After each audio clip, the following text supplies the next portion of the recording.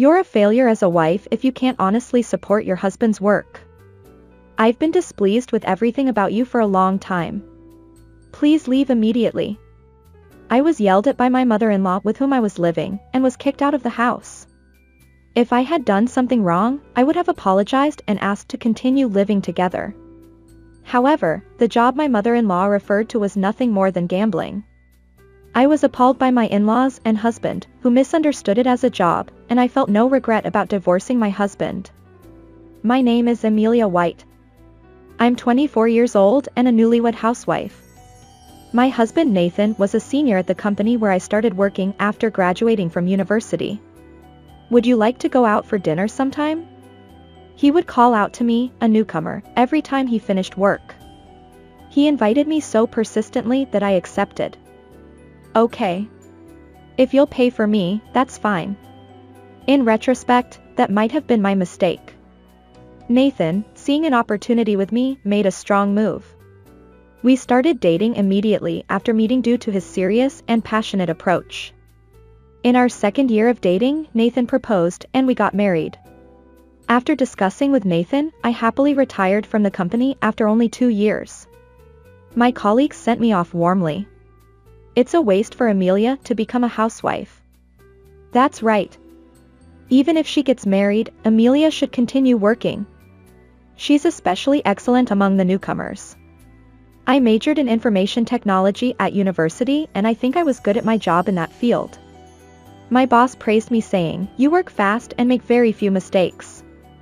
To my peers who didn't approve of my resignation, I said, "Being quick at work and being good at balancing work and home are two different things, right? Right now, I want to focus on getting used to married life rather than work. I can always look for a job once my married life settles down." And with that, I left the company. And now, I've only been married to Nathan for a few months. But now, I regret the words I said when I quit my job. As a housewife, I'm only busy in the mornings. I make breakfast and Nathan's lunch, and finish cleaning and laundry. From noon to evening, it's really boring, and I only go shopping once every few days. I never thought such boring days would start. Maybe deciding to quit was my mistake? Even if I think about it now, it's too late. I've already quit my job. Even if I say now that I want to go back to work, my boss would probably give me a dirty look.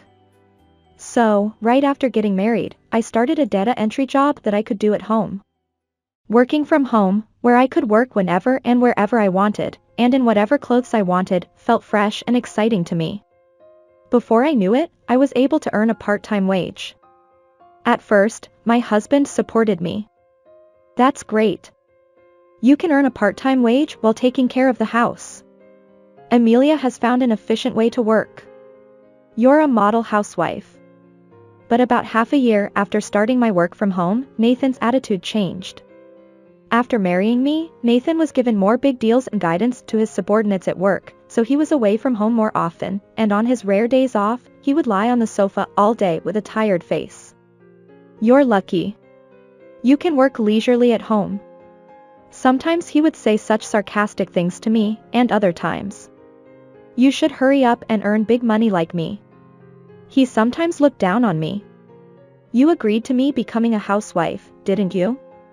When I pointed this out, he would shout, "Shut up," and retreat to his bedroom. And before we knew it, my husband and I each had our own rooms in the house, and we were living separately within the same house. One day, is the carefree housewife playing on her computer again today? If you say it's easy and fun, why don't you do my job, Nathan? You'll understand how hard it is. Then Nathan took out his smartphone and suddenly started calling his mother. "Mom, Amelia is telling me to do both office work and work from home." After listening to Nathan's story, his mother asked me to take the phone. As soon as I took the phone, my mother-in-law's sermon began. "You're a housewife, right? If you have time to tell Nathan to increase his workload, you should look for a job and go to work." But that's not it. Even if I tried to say that, I was cut off by my mother-in-law saying, "Be quiet." This happened several times, and eventually my mother-in-law sighed and said this to me. "That's enough, Amelia. I understand that you're a shrew. I'm worried about Nathan, so I'll live with you guys. What? My mother-in-law said that and hung up the phone without waiting for my reply. You're kidding, right? Living together is no joke. I have to call back and refuse. Then Nathan took away my smartphone. It's a good medicine for you, isn't it? I'm all for living together. He said that with a creepy smile. I was terrified by Nathan's smile and froze without being able to say anything back. The next day, my in-laws came to our house and started talking about living together. There was a reason why I refused to live with my in-laws. They were very showy and cared about the eyes of others. By the way, since Amelia seems to be earning money too, we've contracted a $6,000 a month high-rise apartment in Nathan's name. Nathan was happy saying, "Thank you, Mom," and for some reason my father-in-law was nodding as if he had done well. Are these guys really okay in the head? Wait a minute. Don't decide such important things without consulting me. Besides, even if we combine my husband's income and mine, we can't afford such a high rent.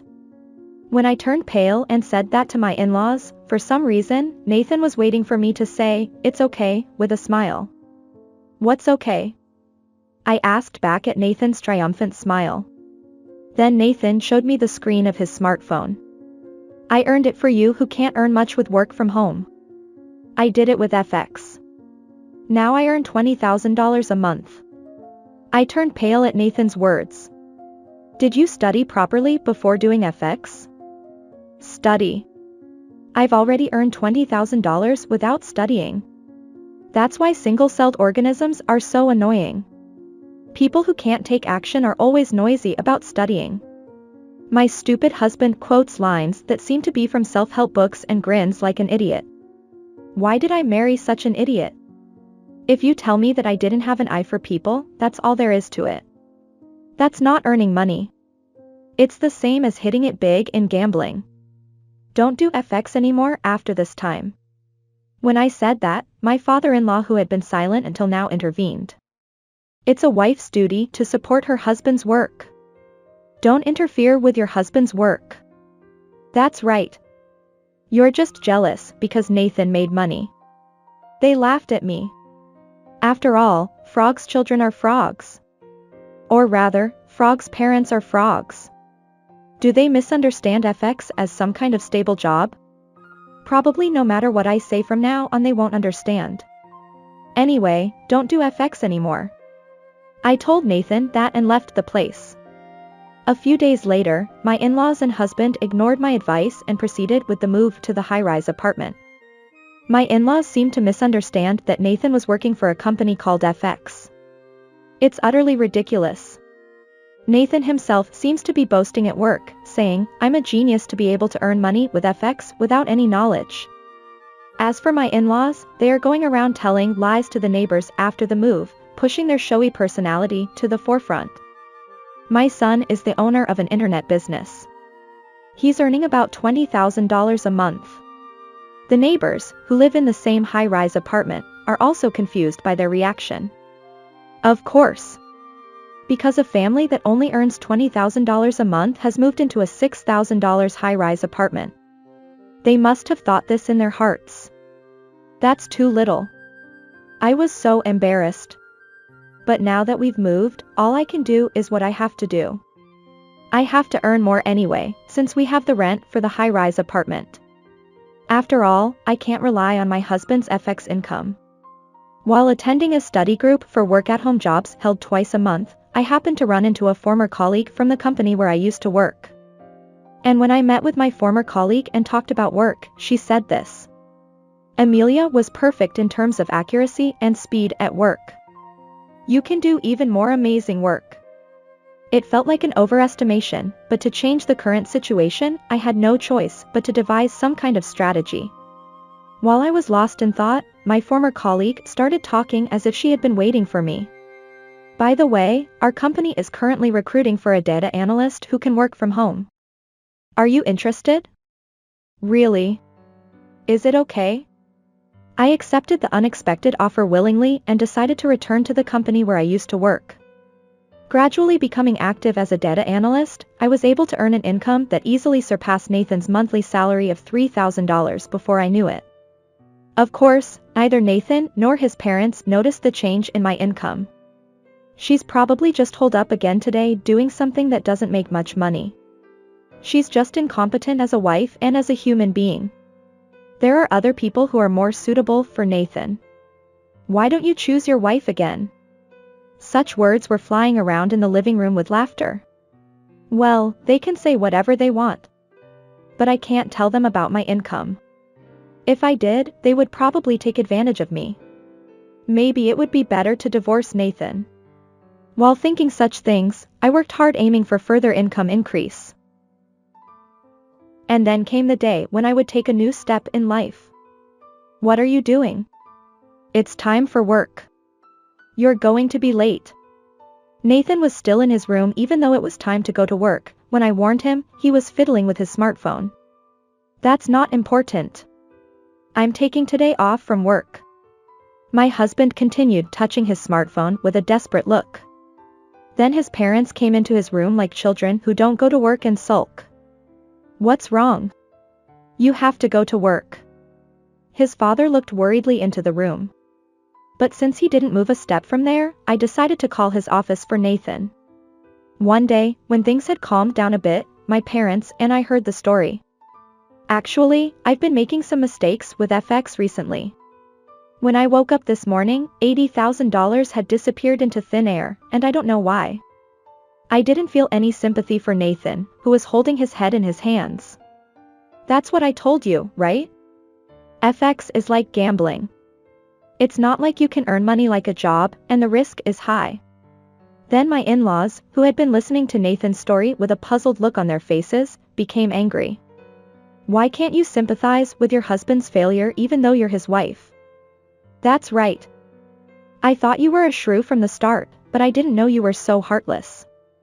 I didn't like everything about you. Get out of our house now. I responded to my in-laws, who were turning red with anger, with a completely opposite expression. Thank you. I'd be happy to get a divorce. At my overly joyful smile, both Nathan and my in-laws were taken aback. What are you talking about? Are you angry because I lost $80,000? But I can make that amount back right away, so stop joking about divorce. My mother-in-law agreed with Nathan's words. Nathan can make that amount back right away. And then my father-in-law also started to pick on me. It's quite something for a wife who doesn't earn much to be able to divorce so happily. We won't know if you regret it. Yeah. The responses were so predictable that I found their scolding comforting. And then I told them. You're the ones who will regret it. You don't understand the value of $80,000. I wish you and your son a long and happy life. I said that and left the house with the luggage I had packed beforehand. I quickly proceeded with the divorce proceedings and prepared the audio of my husband verbally abusing me from before, and claimed alimony before all of my husband's assets disappeared due to FX. What? Why do I have to pay alimony? My ex-husband, who was complaining about it, quickly changed his attitude because he has such useless pride. That's right. You're going to be poor from now on, so you're trying to get money from me. Okay. I'll give money to you, a poor person, as a rich man. Eventually, my ex-husband paid me about $20,000 in alimony. Next time I'll get it all back. He shouted. Good luck. His mother cheered him on. As a result, the in-laws family could not afford to pay the rent and had to leave the high-rise apartment just a few months after the divorce. But people who have been living a luxurious life cannot suddenly return to a frugal life. They ended up in debt, and my ex-husband, who was struggling for money, finally got fired for dipping into company expenses. Please. Just lend me $10,000. There was one time when such a call came from my ex-husband. If you're still doing FX like that, do you understand how much value $10,000 has? I can make $10,000 back right away if I hit it big in FX. My ex-husband seemed to have some strange confidence. But what I wanted to tell him was not that. I can't lend money to someone who doesn't understand the value of money. I hung up the phone with my stupid ex-husband and immediately blocked his number. And now, I continue to work from home as a data analyst and occasionally go out for drinks with my colleagues. There I met a younger man who was considerate and started dating him. We are now dating for marriage. He is sincere and kind, and above all else he is sensible about money and relationships with people. I hope we can live together for a long time.